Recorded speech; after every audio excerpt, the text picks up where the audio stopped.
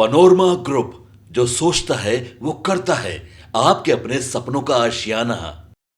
केंद्र सरकार ने यूनिफाइड पेंशन स्कीम को मंजूरी दे दी है। प्रधानमंत्री नरेंद्र मोदी की अध्यक्षता में 24 अगस्त को हुई केंद्रीय कैबिनेट की बैठक में एकीकृत पेंशन योजना यानी यूपीएस पर मुहर लगी।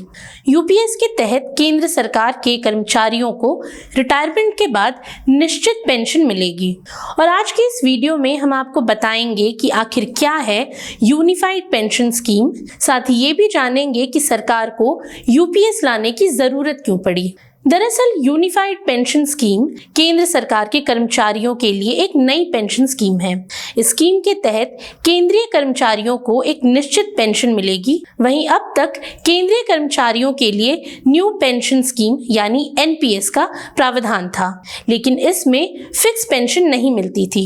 यूपीएस 1 अप्रैल 2025 से लागू की जाएगी। अब आपको बताते हैं कि सरकार को यूपीएस स्कीम लाने की जरूरत क्यों पड़ी।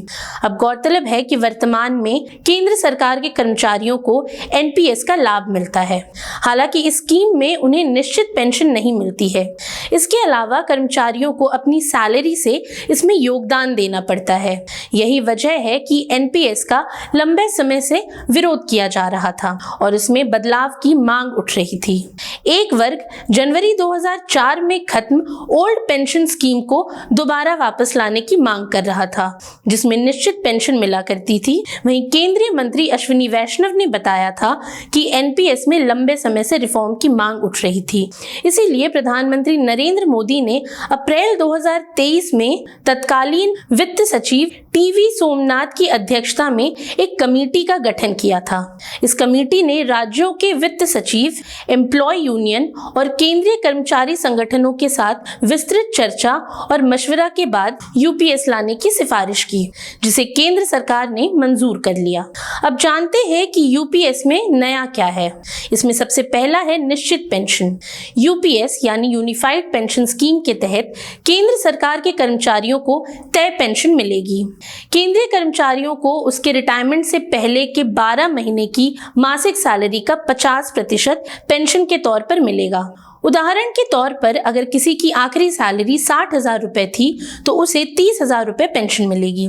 हालांकि इसके लिए 25 साल की न्यूनतम सेवा जरूरी है। वहीं दूसरा है निश्चित पारिवारिक पेंशन।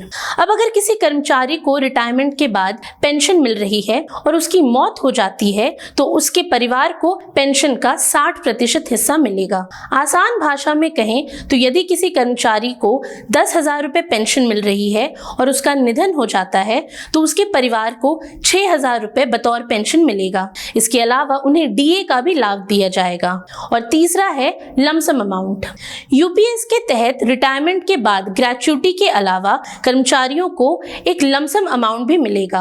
हर कर्मचारी को 6 महीने की नौकरी पूरी करने पर इन महीनों की सैलरी और डीए का 10% लमसम अमाउंट के तौर पर मिलेगा। वहीं अगर किसी कर्मचारी की सेवा 25 साल से कम और 10 साल से ज्यादा है तो भी उसे मिनिमम 10,000 रुपए पेंशन मिला करेगी। जैसे किसी कर्मचारी ने 11 साल की नौकरी के बाद रिटायरमेंट ले लिया और उस वक्त उसकी बेसिक सैलरी 20,000 रुपए थी, इस केस में उसे 10,000 रुपए महीना पेंशन मिलेगा। साथ ही इसमें महंगाई भत्ता भी जोड़ा जाएगा।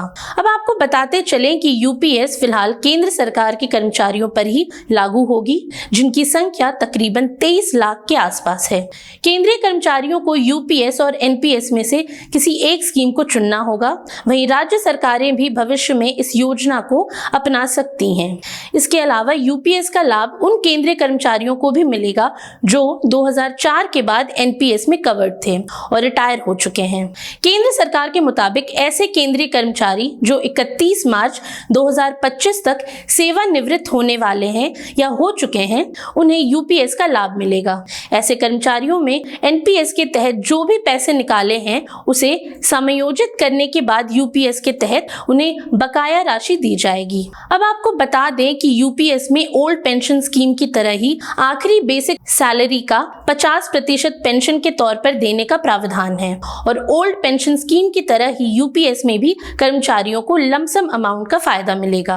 आज के लिए इतना ही। ये सामग्री आपके लिए जुटाई थी उर्वशी शेखर ने। ये वीडियो आपको कैसा लगा हमें कमेंट सेक्शन में जरूर बताएं और ऐसी तमाम रोचक जानकारियों के लिए बने रहिए न्यूज हाट के साथ। और अब तक अगर आपने हमारे यूट्यूब चैनल को सब्सक्राइब नहीं किया तो अभी जाकर करें और फेसबुक पर हमारे पेज को लाइक और फॉलो करना ना भूलें।